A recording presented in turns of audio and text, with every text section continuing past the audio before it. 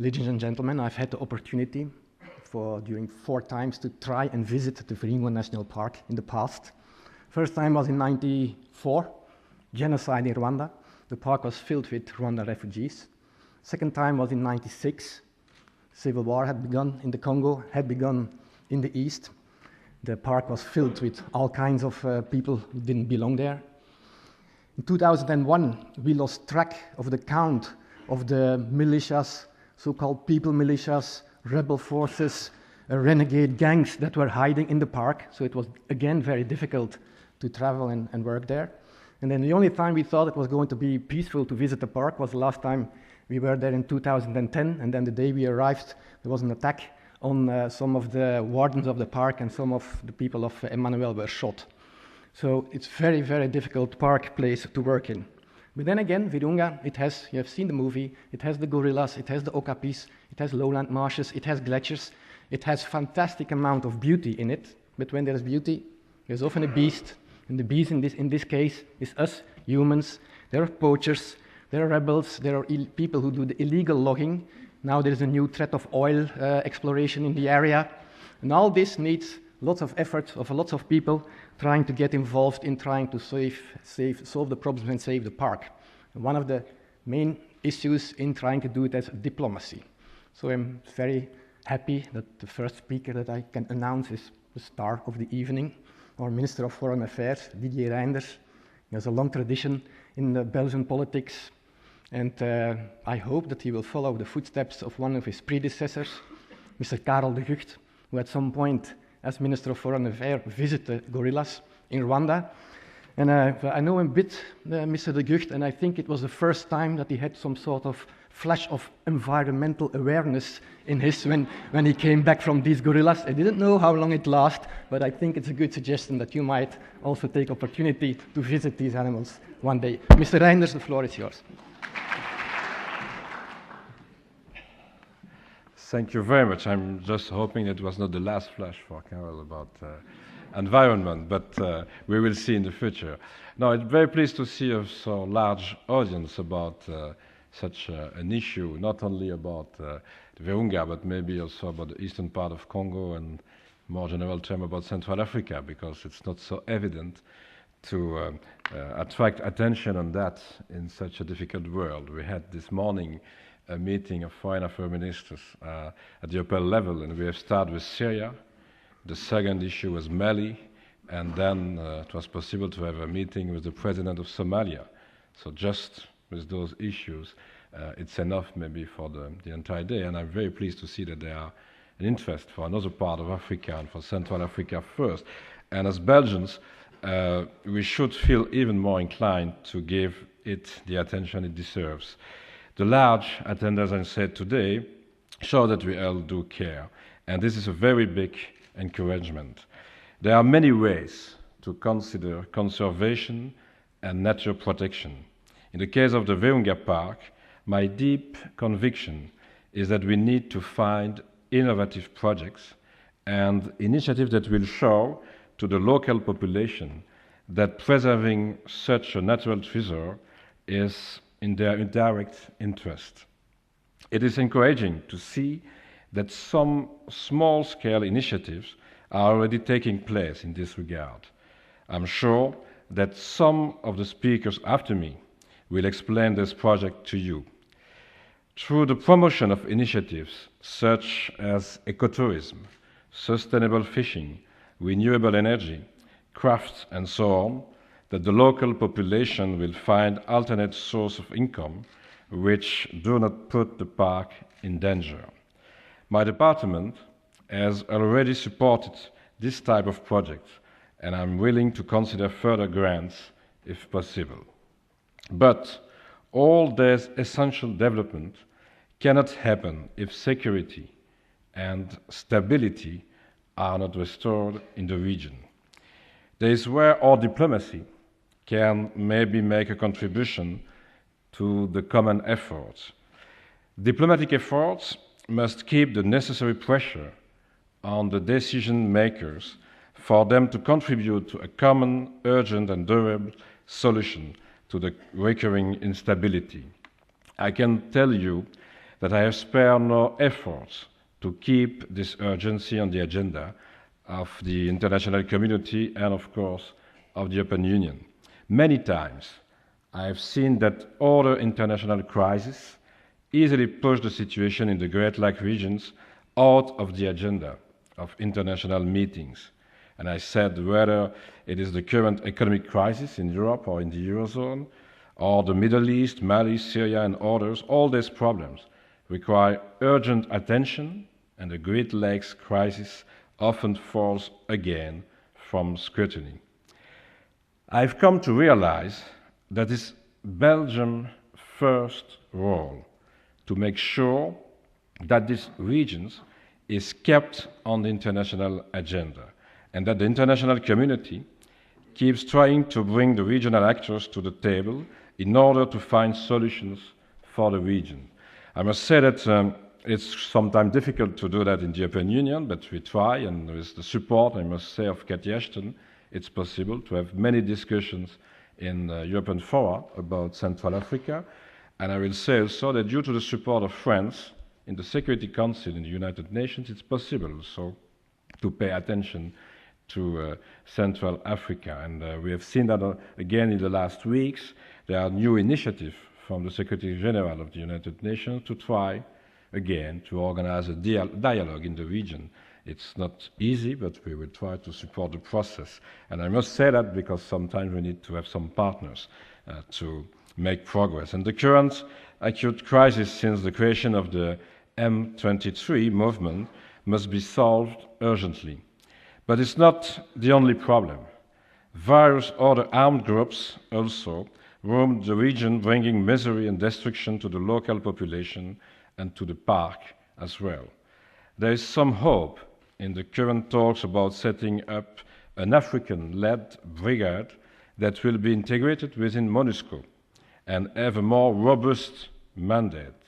You know that the MONUSCO is the first operation of the United Nations in the world, with 17,000 people there and with such a low level of effects. So we need to do more also with maybe international troops coming from Africa, but with, I said, a more robust mandate. Without that, it's quite impossible to be efficient in the region. But if we do not want to be faced with the same situation again in a couple of years, we must address the root causes of this recurring instability. Questions like land ownership, citizenship, return of refugees, transparent and accountable management of natural resources, fight against impunity, restoring state authority by accountable, well-trained and paid security forces, are all elements of answer to these causes. They must be addressed in a forum that allows for serene and constructive discussions. Some issues need to be addressed in a regional framework when both the causes and the symptoms go well over borders. Natural conservation and protection is an area when this type of regional cooperation has already been put in place. For example, through the tripartite memorandum of understanding on common conservation of the protected areas in the central Albertine Rift between DRC, Rwanda, and Uganda. We can only encourage this type of cooperation. As I often say, as Europeans, we cannot teach lessons, but we can share an experience of bloody wars that we could only overcome through regional cooperation. And it's not only the true in Europe, it's also the same in many other parts of the world. But it's such a beautiful park, there are a lot of difficulties, and sometimes we need to take initiative in the European Union also, and not only to the local government. Energy production, obviously with all due respect to conservation and protection of parks and natural heritage sites, is another area where we have already experimented with some success, like hydroelectric power generation in the Ruzizi area, much more could be done in this area. Belgium is definitely ready to support such initiatives. There are so many things to do about electricity in Congo that it's amazing to see that it's impossible for the moment to start a lot of projects. They are there. But coming back to the Virunga Park itself, since I took office as a Minister of Foreign Affairs, I have seized every opportunity to try to raise the awareness of the Congolese authorities and of private oil companies to the importance of respecting the park as a World Heritage Site. It was already on the agenda of my first visit to the country in March last year, and every time since then. I have also exchanged letters with my dear colleague William Hague on the delicate question of the behavior of the British oil company SOCO. And we will continue, because I'm sure that we need to do more. Of course, it's maybe possible to organize some exploration to know the situation, but to go to the exploitation, it will be a drama. So we need to take care of that, and I will continue to insist in the European Union, and first of all, to my British colleague, to be sure that it's possible to avoid such an evolution. More recently, we were contacted by the French oil company Total, because they wanted to highlight their commitment not to enter the park. It shows that efforts to bring this issue to light can have an impact on companies that care about their reputation, and I hope so also care about the park. As you probably know, the Belgian Parliament recently adopted a resolution on the protection of the Virunga Park.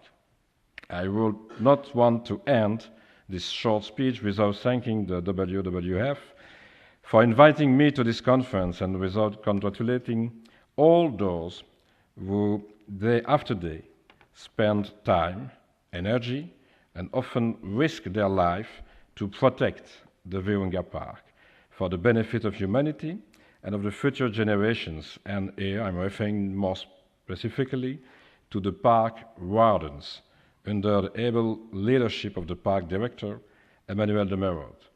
I want to say, to conclude, that we need to pay attention to the park. But I must confess that I was in August last year in the region. I have seen Emmanuel de Merode, and I fully understand the invitation again to go to Rwanda, maybe to the park, to see the gorilla. But in August, I have made another choice. I have seen some women in an hospital in Panzi. And of course, it's also a priority to try to stop the violence, not only to preserve the nature in the park, but also to avoid any violence against the children, the women, and the men in such a region. And I want just to add that we are taking care of that. And in the last days, we have tried to organize the coming back of the Dr. Mukwege to Bukavu and then to the hospital in Panzi to go further and to try to continue his work to repair some women, because he said that, I repair. And I'm hoping that in the near future, maybe with a new dialogue in the region, it will be possible to stop such an activity, to don't have a need to repair the woman, and maybe to let Emmanuel and others doing their job in the park without so many attention to the security of the population and to the security of all those who are in activity in the park, because we will have maybe a safe situation there.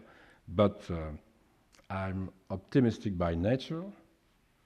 In this case, it's difficult to stay with the same vision, but we will try. And thank you very much for your presence. It's a real support for all those who are working in the park and for all those who are trying to find a way, maybe to a solution in the next weeks, months, or year for the eastern part of Congo. Thank you very much.